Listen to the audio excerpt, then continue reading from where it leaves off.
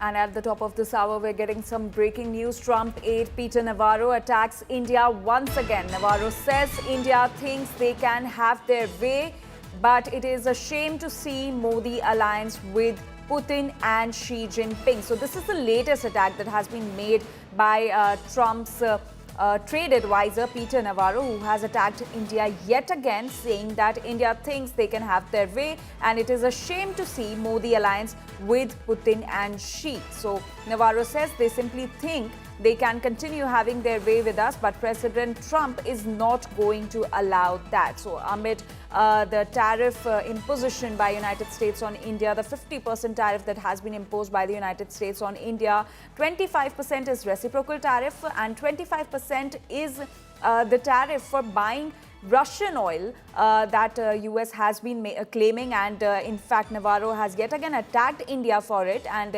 Navarro has said that India thinks that they can have their way, but it is a shame to see Modi alliance with Putin and Xi. This remark comes after the SCO summit and the visuals that have been making the headlines on your screens right now.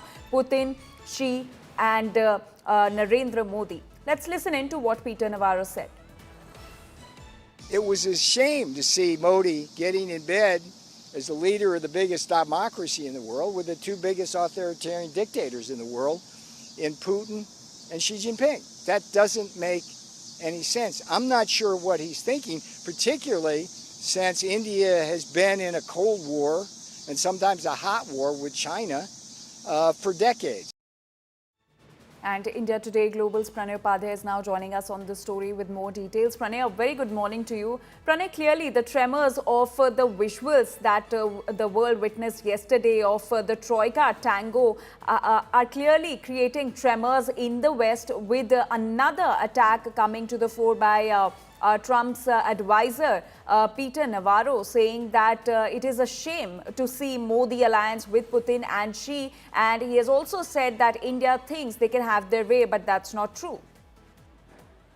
Good morning, Anjali. And Peter Navarro may use whatever adjectives he wants to use, but this is not for the first time SCO has met. This is not for the first time President Putin, President Xi Jinping and Prime Minister Modi have met on the sidelines of the SCO. Similar pictures also came during 2018, 2019.